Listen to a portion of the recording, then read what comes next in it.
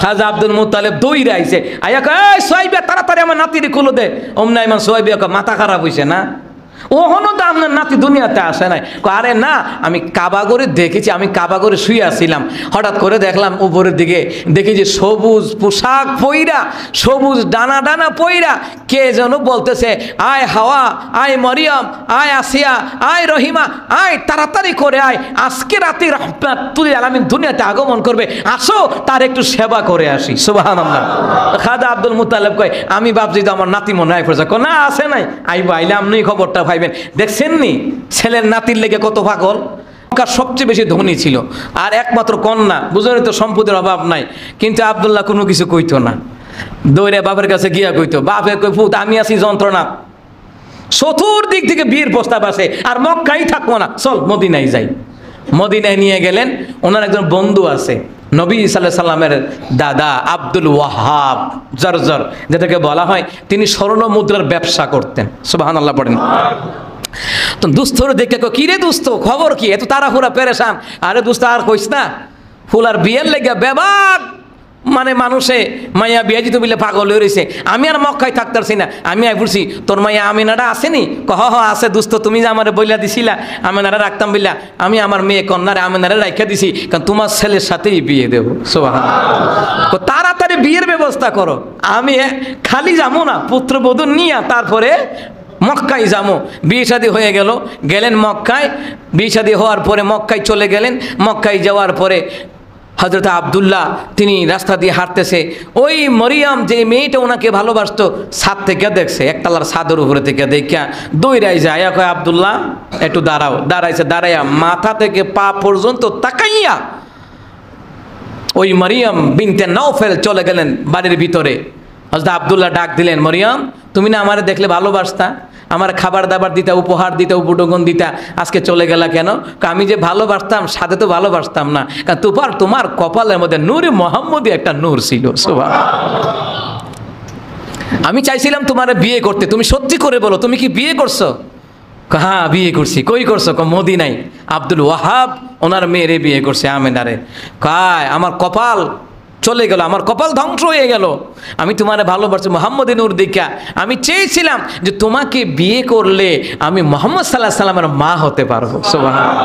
আমি এই আশাই তোমারে ভালোবাসলাম, এখন যেহেতু ভাগ্যবতী হয়ে গেল আমেনা, আর এখন আর তোমারে ভালোবাসা আমার লাভ নাই। সুবহানাল্লাহ পড়বেন না? নবী আলাইহিস সালাতু ওয়াস সালামের আম্মাজান গর্ভবতী হলেন, তিনি বললেন, যেই দিন আমার মুহাম্মদ সাল্লাল্লাহু আলাইহি ওয়াসাল্লাম আমার গর্ভে আসলো রে, ওই দিন রাতে হযরতে আদম আমাকে সালাম জানায়া দিয়েছে। স্বপ্নে আদম সালাম জানায়, আমেনা সতর্ক থাইকো, তোমার গর্ভে যিনি আছেন তিনি রাহমাতুল লিল আলামিন হবেন। এইভাবে করে করে প্রত্যেক চন্দ্র মাসের প্রথম তারিখে অসংখ্য পয়গম্বর হযরত আমেনাকে সালাম দিত, আমেনা রে তোমাকে লাখো সালাম, তোমার গর্ভে যিনি আছেন তিনি হলেন নবীদের সরদার, যিনি হবেন সুবহানাল্লাহ। এইভাবে করে করে হযরত আমেনা গর্ভবতী হয়ে গেলেন। এইভাবে গর্ভবতী হওয়ার পর একের পর এক স্বপ্নে স্বপ্নে দেখতেছেন নবীরা সালাম দেয়, অসংখ্য পয়গম্বররা সালাম দেয়। আমেনা কয় শুধু তাহাই নয়, সকালবেলায় হাঁটতে বের হয়, বাঘ আর হরিণ দেখি আমার সালাম দেয়। বাঘ আর হরিণ শত্রু না বন্ধু? কথা কন না কেন? বাঘ আর হরিণের শত্রুটা দেখেন নাই? ডিসকভারি চ্যানেলে বিভিন্ন চ্যানেলে দেখা যায়, মানে বাঘ হরিণ দেখলে জাদুরানি দেয়, বাঘ আর হরিণ। আর ওই দিন দেখে কি বাঘ আর হরিণ, বাঘ আর হরিণ দেখিয়া আমাদের আম্মাজান আমেনা পিছপা করতে লাগলেন, একটু ভয় পাইলেন। বাঘ আর হরিণের জবান আল্লাহ তাআলা খুলে দিছে। খুলে দেওয়ার পর আমেনা ভয় পাইও না, ভয় পাইও না, আমরা বাঘ আর হরিণ একে অপরের শত্রু ঠিক আছে, কিন্তু যেই দিন থেকে তোমার গর্ভে রহমতুন নবী আগমন করছেন, তোমার গর্ভে স্থাপন হয়েছেন, ওই দিন থেকে বাঘ আর হরিণ আমরা শত্রুতা ভুলে গেছি। সুবহানাল্লাহ। ভয় পাওয়ার কোনো কারণ নাই। না বলেন, আমি গেলাম কুয়ার কিনারায়, কাবাগরের কাছে যে কুয়া আছে, এই যে কুয়ার কিনারায় গেলাম পানি আনার জন্যে, কে জানা বলে রে জিবরাইল তাড়াতাড়ি করে কুয়ার কিনারায় যাও, আমার বন্ধু নবীর মা আমেনা আসতেছে পানি নেওয়ার জন্যে। কুয়ার তলদেশ থেকে নূরের পাখা দিয়ে ধাক্কা লাগাইয়া দাও, পানি যেন কুয়ার কিনারায় কিনারায় ফিরে যায়, আমেনার যেন পানি নিতে কষ্ট না হয়।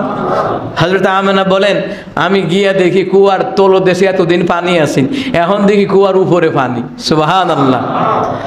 এরপরে বলা হলো, আমি দেখলাম এক ঝাঁক পাখি আকাশ দিয়ে উড়ে যাচ্ছে। হঠাৎ করে তাকায় দেখি রে, কে যেন বলে রে, এ পাখিরা আমেনার মাথার উপর দিয়ে যাস না, কারণ বেয়াদবি হয়ে যাবে, কারণ রে আমেনার গর্ভে রাহমাতুল লিল আলামিন রয়েছে। হযরত আমেনা বলেন, এইভাবে করে করে মক্কার লোকেরা আমার শ্বশুরের কাছে নালিশ দেয়, আপনার পুত্র বড় বালানা। কি হয়েছে? জামাই মরে গেছে। কবে? 6 মাস গর্ভে থাকতে নবী আলাইহিস সালামের আব্বাজান দুনিয়া থেকে বিদায় হয়ে গেছেন, তো তোমার ছেলের বড় ভালো। কেন? জামাই মরে গেছে গা। এখন কি স্বর্ণ অলঙ্কার করণ লাগে নাকি? এখন কি সাজগুজ করা লাগে নাকি? এখন কি সুগন্ধি ব্যবহার করা যায় নাকি? খাজা আব্দুল মুত্তালিব ধরে মা, তুমি সুগন্ধি ব্যবহার করো কেন? মক্কার লোকেরা এইটা কয়। আব্বা, আমি কি করাম? যেদিন থেকে আমার শিশুপুত্র, যেদিন থেকে আমার মোহাম্মদ আমার সন্তান, যেদিন থেকে আমার গর্বে, এই দিন থেকে আমার সারা শরীর থেকে মেসকম্বর গ্রান বের হয়। যেই দিকে বের হই ওই দিকেই মেসকম্বর গ্রান সরায় যায়। তা আমি কি করতাম? সুবহানাল্লাহ। খাজা আব্দুল মুত্তালিব কয়, আমার নাতিটা বড় ভাগ্যবান। সুবহানাল্লাহ। আল্লাহ হুদা ভাগ্যবান না, তিনি রাহমাতুল লিল আলামিন হবে। সুবহানাল্লাহ। আম্মাজান আমেনা, তিনি যেই দিন ওনার গর্ভ থেকে নবী আলাইহিস সালাম পদার্পণ করবেন, সুয়াইবা উম্মে আইমান দুইজন দাসীকে নিযুক্ত করলেন শ্বশুর হইয়া। আর আমার দেশও কতগুলা নরপিচার স্বেচ্ছর ইতর আছে, পুতুর বউ গর্ভবতী হইলে বাপের বাত ফাটাই দে। কি তা নাই যেমন স্বেচ্ছর আর কি খাডাস টেয়া লাগবো, বুঝেন নাই? এত টেক কেয়ার করন যেত না। আবার নিজের মেয়ে গর্ভবতী হইলে আবার 14 বার করে খবর লয় না, এটি মনে নাই আছে। এটা জানি, আমি ভালো করে জানি, সারা দেশে যাই তো জানি। আর আব্দুল মুত্তালিব পুত্রবধূ বাবার বাড়িতে মদিনায়, না না না, আমার পুত্রবধূ আমার বাড়িতে থাকুক, তার কষ্ট, তার সুখ দুঃখে যা কিছু করার আমি করব, এই হচ্ছে শ্বশুর। কিন্তু নিজের মেয়ের বালা 16 আনা, পুত্রের বউর বালা বালা না, পরের মাইয়া তো বালা না। নিজের মেয়ে হাজারো অপরাধ করলে সহ্য হয়, আর পুত্রের বউ একটা দুষ করলে তাই লিয়ে খাওয়ান লাগতো না, আর একটা করাইলাম। ও কথা কন না কেন? আসেনি এমন রোগের রুগী? অভাব নাই দেখেন গিয়ে পরিবারের সমাজে। খাজা আব্দুল মুত্তালিব 2জন দাসী নিযুক্ত করছে। কয়জন? 2জন নিযুক্ত করছে। কইছে আমার ছেলের বউর যেন কষ্ট না হয়, সুয়াইবা উম্মে আইমান একজন বাইরে থাকবা, একজন ভিতরে থাকবা। আমার নাতি যদি দুনিয়াতে আসে সর্বপ্রথম আমারে খবর দিবা।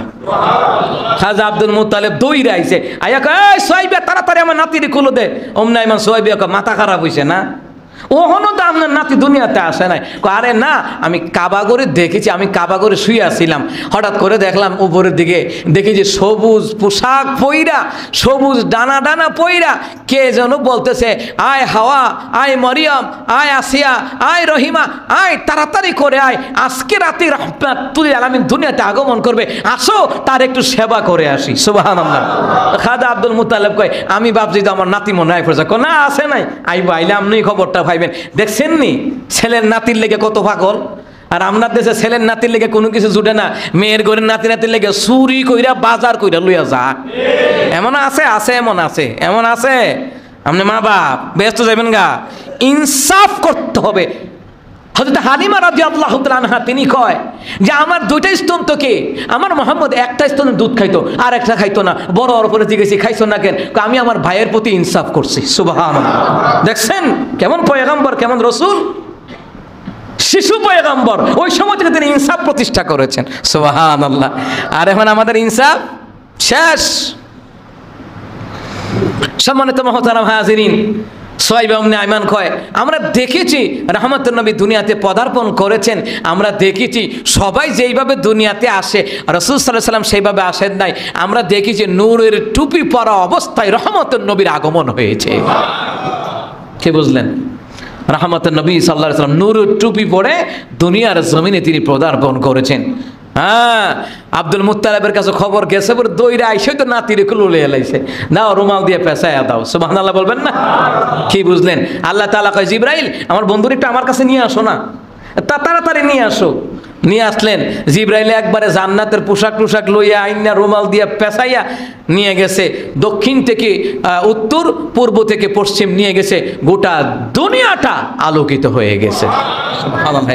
অসংখ্য বর্ণনা এসেছে যেগুলি এক জুমায় বলা সম্ভব নয়। ইনশাল্লাহ বাকি আলোচনা আগামী জুমা। তো যাই হোক, ইনশাআল্লাহ আল্লাহ তাআলা যেন এই নবীর প্রেমে যেভাবে ইনসাফ প্রতিষ্ঠা করেছেন ওইভাবে যেন আমরা ইনসাফ প্রতিষ্ঠা করতে পারি, আল্লাহ যেন তৌফিক দান করেন। সবাই বলি আমিন। হাযা মা ইনদি ওয়া ইনদাল্লাহি আলাইহি তাওয়াক্কালতু ওয়া ইলাইহি উনীব। আসসালামু আলাইকুম ওয়া রাহমাতুল্লাহি ওয়া বারাকাতুহু। যারা সুন্নাত পড়েন না 4 রাকাত ক্বাবলাল জুমআ পড়ে নেন ইনশাআল্লাহ।